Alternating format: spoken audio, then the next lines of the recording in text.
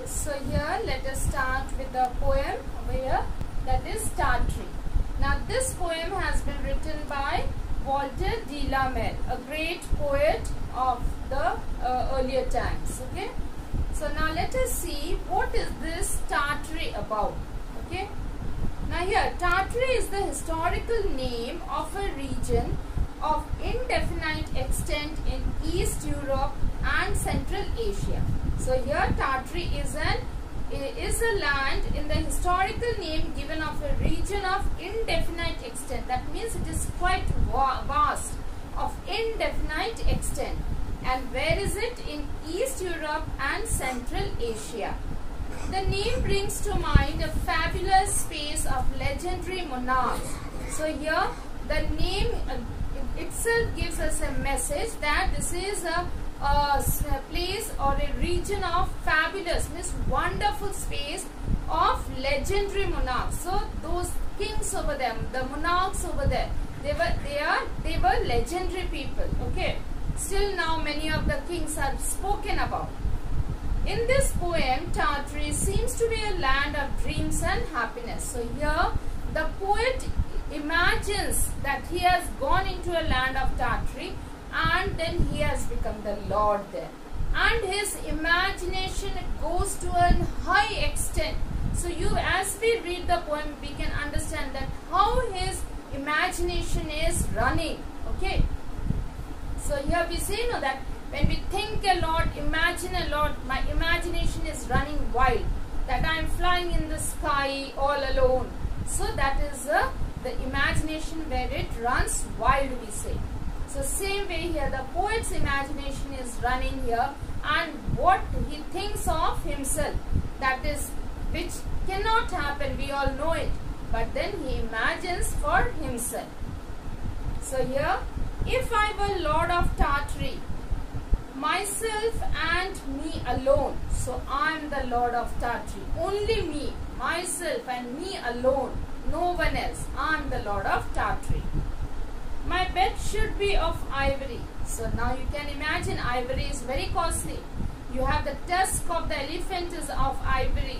Even the walrus has its the teeth. That is also of ivory. Those are very precious, very costly.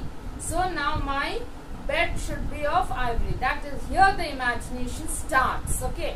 Now I am the Lord of Tartary. And how should my bed be? It should be an expensive one. And it should be made of ivory. Of beaten gold my throne. So that means my throne, the throne where the king will sit. I am the king, I am the Lord. So where I will be sitting, that should be of beaten gold. Like we have the beaten iron, we say the things made out of beaten iron. That means to beat and then give the shape to it. Okay, so that is also the beaten gold. Okay, so here my bed should be of ivory. Of beaten gold my throne, and in my court should peacocks flaunt. So here what should be that? Peacocks. So that means no other simple bird but the beautiful peacocks with the beautiful feathers. So everything should be the best. I should get the best. My bed of ivory, my throne of gold, the peacock should be there in my courtyard. Okay, so here, and in my court should peacocks flaunt. So here flaunt means to show the beauty. The peacock will spread its feathers, and then it will show the beauty. It will dance in my court, and I will enjoy, my court, the courtiers will enjoy, all will enjoy. So here, and in my court should peacocks flaunt, and in my forest tigers horn. So in my forest, my land will have forests. In those forests, which animal should there be there? The tiger, the beautiful tiger with its stripes there. It looks very graceful. So those tigers should be. That means among the animals also he is choosing the best. Among the bird he has chosen peacock. Among the wild animals he has chosen the tiger, the ferocious tiger, who will flaunt its beauty. Beauty in the sense the grace that with what it walks, and its ferocious nature. And in my pools great fishes land. So in my pool The pool which I will have, very beautiful fishes should be there. The slant means they are swimming the side way, this way. So they should slant in that beautiful pool. So my pool will be decorated with great fishes. Their fins athwart the sun. So the fins are so transparent that the sunshine will fall on the water. Through the fins it will enter deep into the water, and that will give a glimmering look to my pool. So here the poet describes that the fins should athwart the sun. So that means it should be so transparent that the sunshine should enter the pool through those fins, the transparent fins, and then deep into the full pool, and that will give a gleaming look to my pool, a shining look, a shimmering look it will give. So children, I hope that you have understood the first stanza. Now children, just notice that each stanza is of 8 lines. So that means the octave that it is following. Okay. If I were Lord of Tartary, trumpeters every day to every meal would summon me. So again this line is always repeated in the starting of the stanza. You see, if I were Lord of Tartary. So that means every time the poet is reminding us that yes, I am the Lord of Tartary. Trumpeters every day. So that means those musicians who blow the trumpets. Those musicians every day will be there. And what will they do? To every meal would summon me. So that means they will blow a special music to summon me, to call me. For breakfast, music. For lunch, another music. For dinner, another music. So every time they will have the special music to summon me, to call me, to have my meals. And in my courtyard bray. So in my courtyard, so inside my palace, in the courtyard, will bray. The bray is actually connected with the donkey's brain, isn't it? So here, now the poet says that in my courtyard there will be music, not the bray of the donkey, rather the music now he has compared, because the musicians are playing the music for his meals. The musicians will now play the music for what? The evening lamps to be lighted. Okay, they will play the music and the evening lamps will be lighted. Would shine, and in the evening lamps would shine, yellow as honey, red as wine. So the color also, now here we see the bright colors he has chosen. So everywhere it's very bright. His kingdom is full of brightness. While harp and flute and mandolin, so now you see the musical instruments that he is talking about, which gives us music to listen to. So here, while harp and flute and mandolin make music sweet and gay, happy. Gay means here happy. So when these musical instruments are played, so that we have a beautiful surrounding, a happy surrounding. So we all are enjoying that music. So again children, just count 1, 2, 3, 4, 5, 6, 7, 8 lines again. Okay. Then the third stanza. If I were Lord of Tartary, again repeated. I would wear a robe of beads. So that means my robe, my full dress. Robe is actually a long full dress which covers our body till the foot. Okay. So that will be of beads. Beads means motiya, and these beads are very precious beads. Okay. So my robe will be full of those beads, precious stones. White and gold. So colorful, you see how colorful he wants. White and gold and green they would be. So these colors he wants. And clustered thick as seeds. So these all will be put together. Clustered means in a cluster together. As seeds they will be stuck on my robe. That will give a beauty to my robe. So white and gold and green they would be, and clustered thick as seeds. And earth should be in the morning star. I would don my robe and scimitar.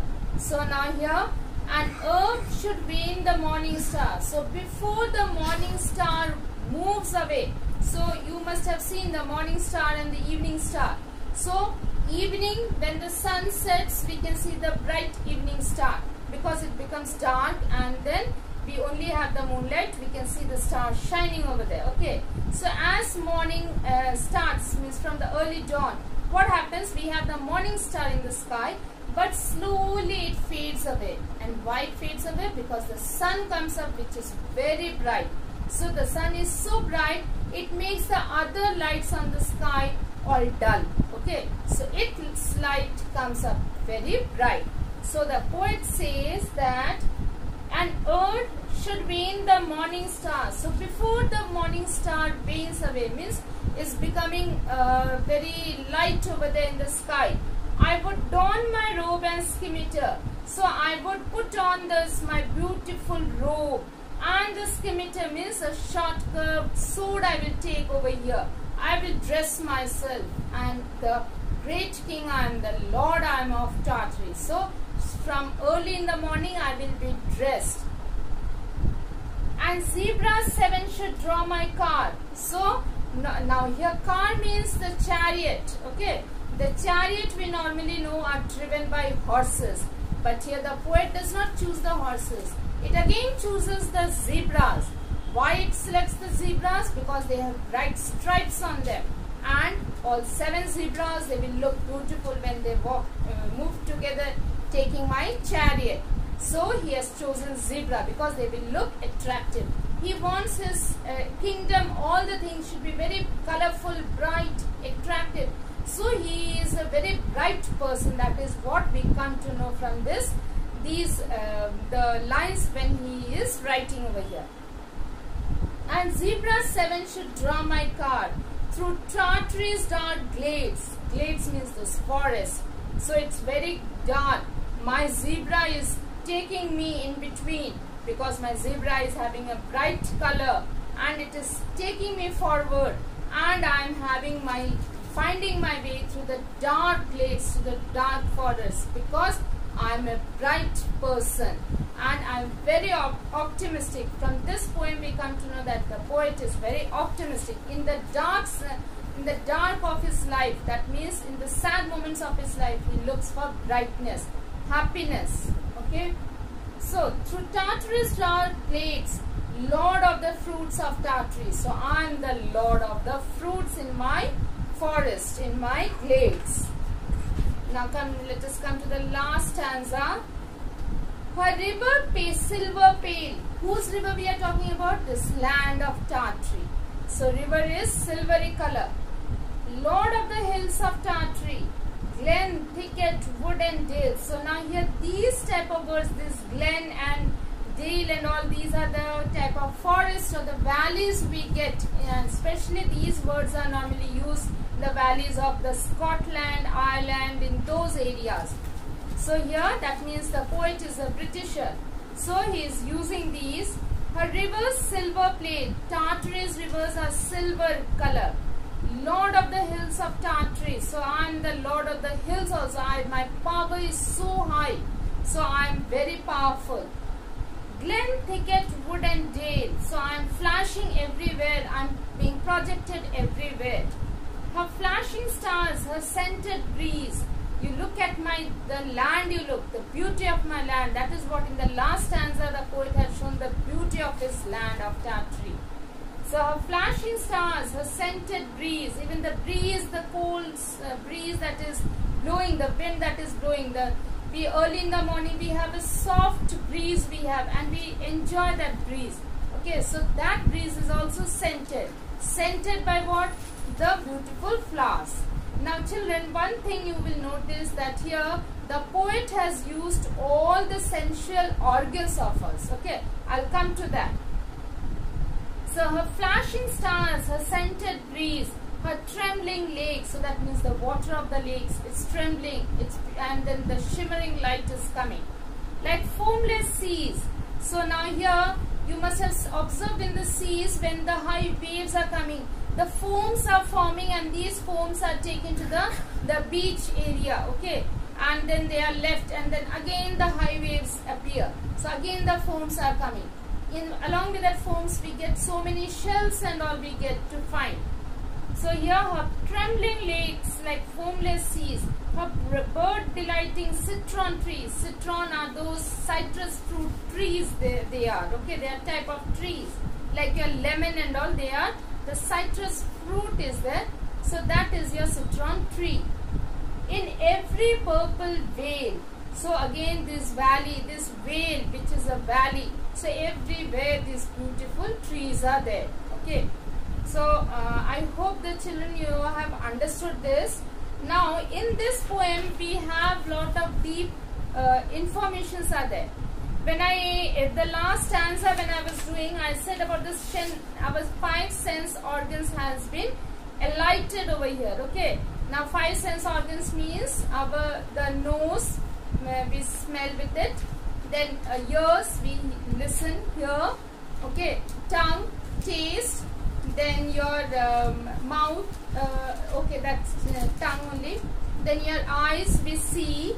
And even your skin we feel. Okay, so these 5 sense organs are there. You just imagine the eyes shows the beauty of the kingdom. Okay, then you have the nose, we smell the scented flowers early in the morning. Her scented breeze we see. Then eyes is over, nose is over. Then here listening, we listen to the beautiful music. The musical instruments are playing those music. Okay, then we have the taste. Taste is that the honey, the taste, we have this, honey and wine, where we are tasting that. Okay, and then the skin, which is feeling everything, the beautiful surroundings, it's feeling. The robe also we are feeling, we are touching and seeing the robe of the king. So these 5 sense organs have been enlightened over here in this poem. And then we have this, the colorful bright theme has been given. Okay, and one more thing is that the imaginative part, it's so imaginative. You just see everything has given us a picture. It forces us to imagine, create a picture in our mind. As we read the poem, a picture is getting created in our mind. So that is the imagery, sense that is being created by this poem. So these are the highlights of this poem. And even there is the hyperbole. Okay. Now here, first let me write it. Imagery. The imagination that we create by this poem. Okay. Then the hyperbole. Hyperbole means when we are exaggerating too much. When we are praising too much. Like for example, if I praise something, oh my God, beautiful scenery, oh God, beautiful, I keep on saying and keep on saying. So that means I am using the hyperbole. I say those words I will be using extremely beautiful, extremely bright. So these type of words when I use, then it comes as your hyperbole, where I am exaggerating the situation. Okay. Then you have the sense organs have been used. All the 5 sense organs have been used. Okay. So these are the, and then the colors, the brightness, you see. The bright colors only has been taken over here. So these are the important, the figures of, we say as the speech. Okay. Now here,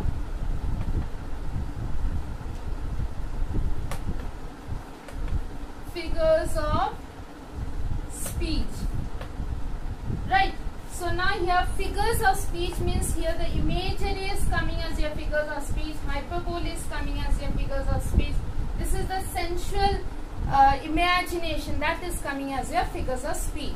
Now you have learnt in grammar parts of speech, that is your noun, pronoun. There are 8 parts of speech, and this in literature we have the figures of speech. So here we see the figure of speech. Okay. So now here these are the different, and even the theme is also there, children. The theme of this poem is the imagination that we are getting over here. Okay. So children, I hope that you have understood. So please go through the poem well and learn the spellings to answer the MCQ based questions. Okay. So thank you and have a wonderful day.